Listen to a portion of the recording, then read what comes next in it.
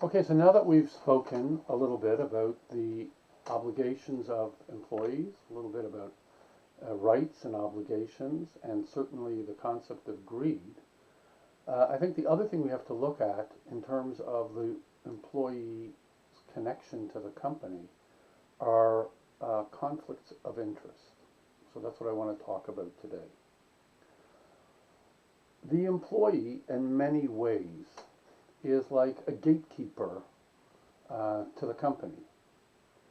And now, what do I mean by a gatekeeper?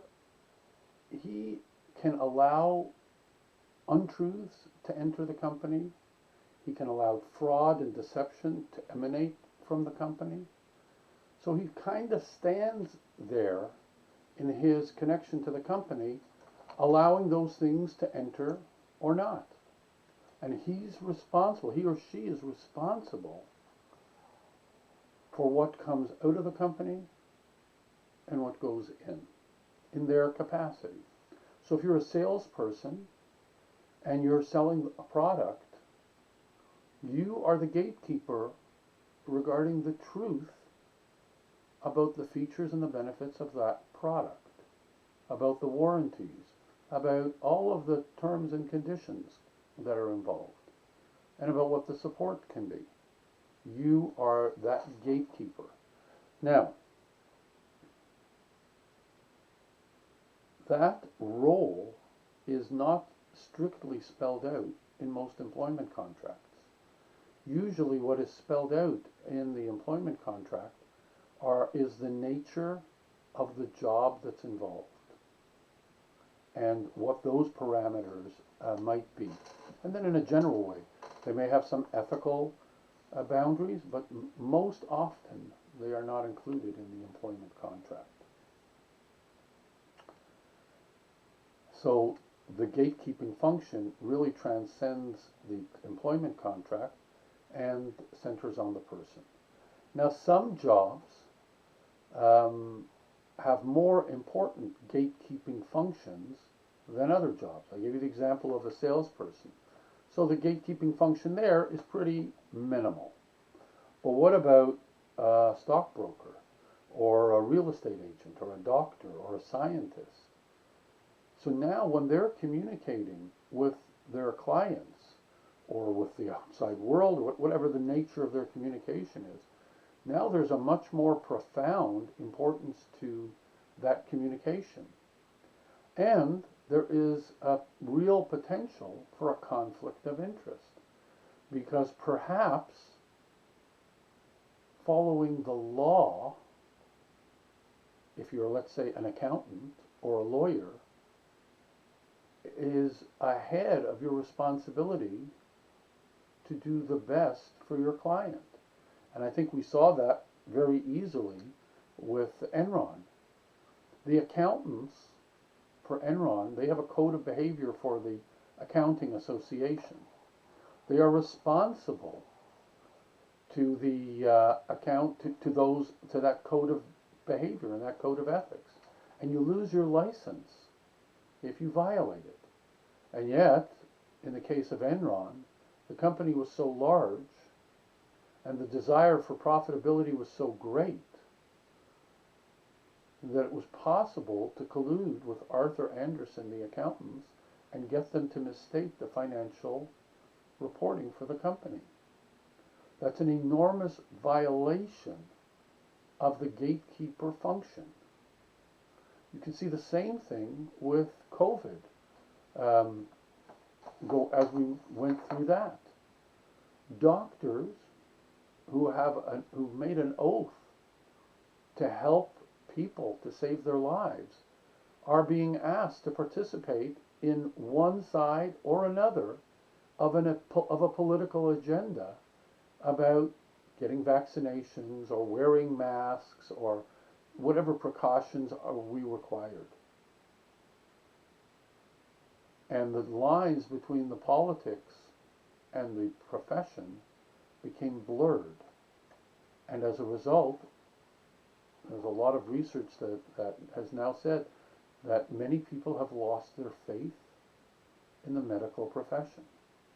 They've lost their faith in scientists because we no longer trust that they will honor their oath to be truthful. Rather, we feel that they're going to follow their whatever agenda they're required to follow.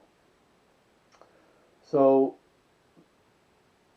that's what happens when you have a conflict of interest and where it's not clearly mandated how things are to be handled. We had the same thing happen with the subprime loan scandal that was in the United States. There again, the brokers who peddled these mortgages overstated the value of the properties in terms of selling the mortgages and understated the requirements to get the mortgage in terms of selling them to the people.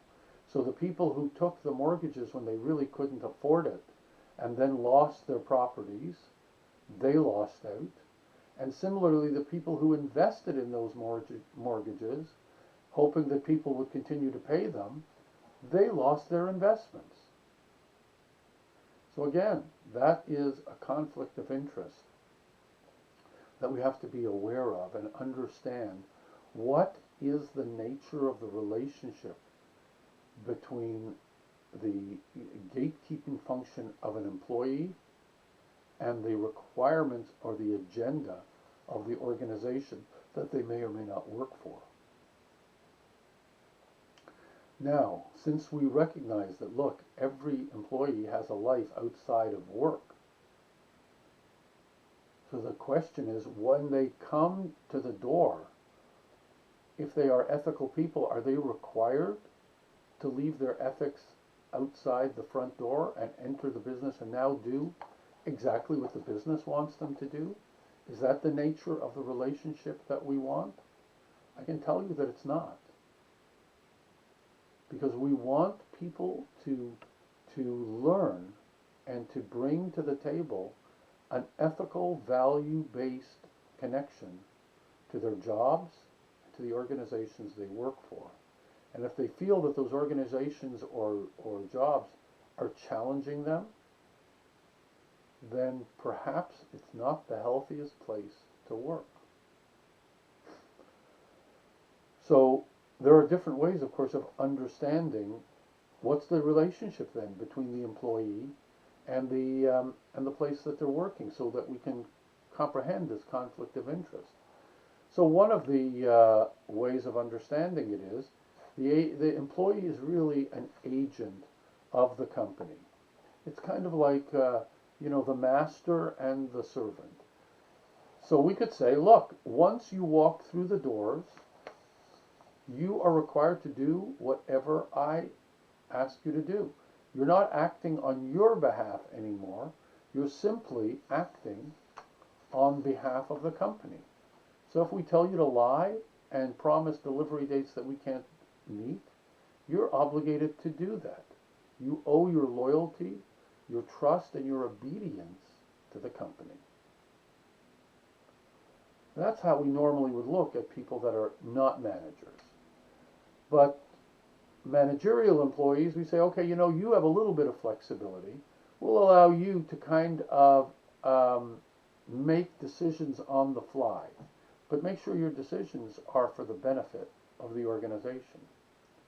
Now the problem is, if you're doing something that's unethical, if you're doing something that's illegal, and you're requiring me by the ethic of obedience and loyalty and to follow what you're asking, then you're asking me as well to be dishonest or break the law.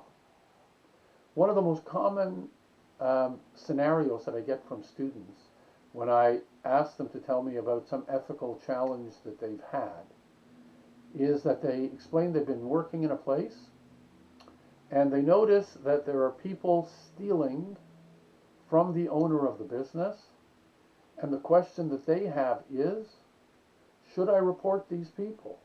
Because if I report these people, then I'm kind of going against the culture, and I'll be isolated and hated by the other employees. So if you condone the theft, what happens is, of course, you're a thief. You may not have stolen the goods, you didn't get the benefit of the theft, but by supporting those actions, you become a thief.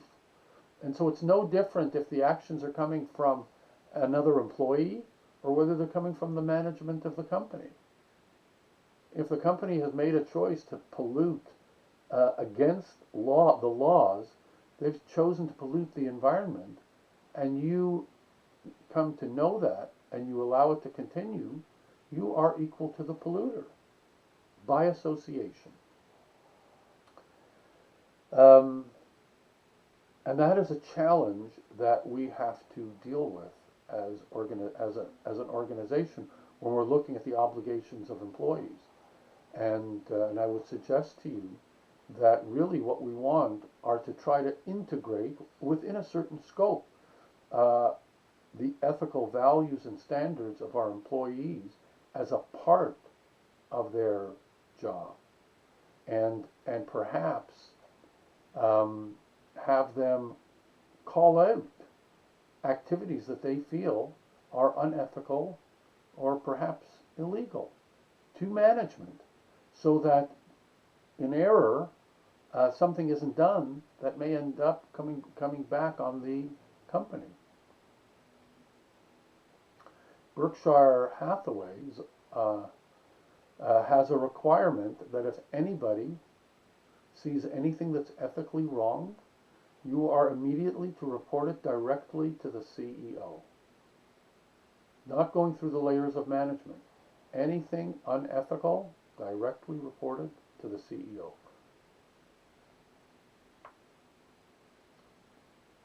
Now, this is for the average employee.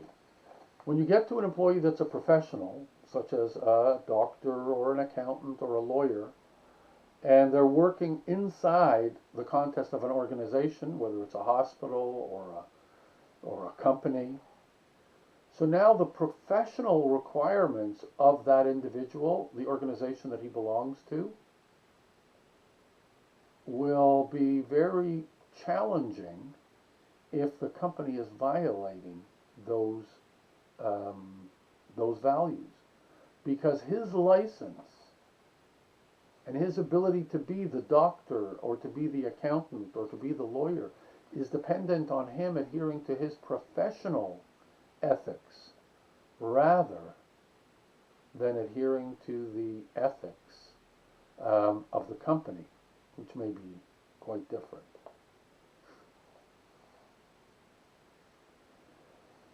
So that's another challenge in terms of, the employee obligations and conflicts of interest.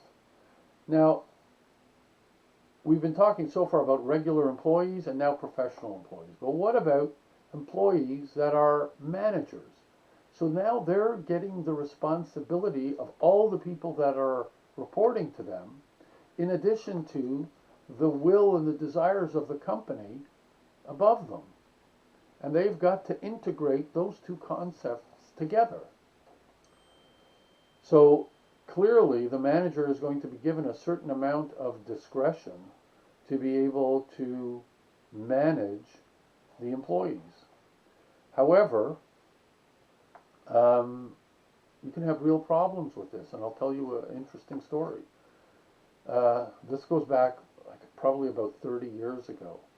A friend of mine graduated, not a close friend, maybe more of an associate, graduated and got a job with a multinational company in a third world country.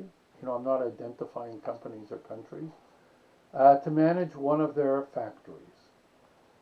The country was a military dictatorship, and when he accepted the position, he was told, you've got to follow the laws of the land of their country.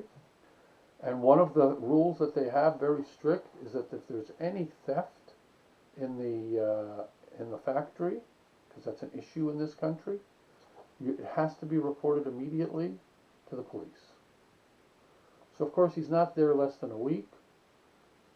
The plant manager brings him an employee that stole approximately $25 worth of parts from the factory. So now he's got to deal with that. What does he do? He's afraid if he turns him into the police that maybe they'll beat him up or they'll put him in jail for 10 years or who knows what they'll do. It's a military dictatorship. On the other hand, he's got to follow the laws of this country, and they are to report these crimes. Not only that, but he realizes, after thinking about it for a while, that other people obviously know about the crime, so that even if he lets it go, which would be a violation of the law, the word will get out, and then he'll be in trouble. So he thinks about it overnight. The next day decides to call the police. Police come. They ask him to call a meeting of all the staff. They all go outside to the it wasn't a parking lot, but whatever the field was. And police bring this man to the middle of the crowd. They make him kneel down, and the police officer pulls out his gun and shoots him in the head and announces to the staff that this is the punishment for theft from this factory. Wow. He can't believe what he's just seen. As much as he was afraid of what this military dictatorship would do, the fact that they just murdered a person for stealing $25 blew him away. He quit the company, returned back to Canada. I lost touch with him actually because he moved down to the States. And that event haunted him for the rest of his life, as far as I know, because when we've reconnected, he always talks about that. So it's very difficult attempting to integrate the values of a manager of the company and your own personal ethics. We see the same thing if you watch the movie Monsters, Inc., the cartoon. You know, the CEO of the company, he's willing to do anything immoral, unethical, even if it means capturing children and holding them prisoner so they'll just scream all the time, which gives them energy. And Sullivan says, no, this is wrong. If this is what we need in order to make this company work, there's something wrong with this company. And of course they have a whole big conflict. So the gladiator mentality, because it demands success at any cost, will always push you to violate your ethical standards and accept the unethical standards of the organization that you're in. That conflict of interest is something that we are trying at a managerial level to eliminate, so that you can bring your ethics to the door and bring them inside and conduct the affairs of the business in a wider partnership perspective.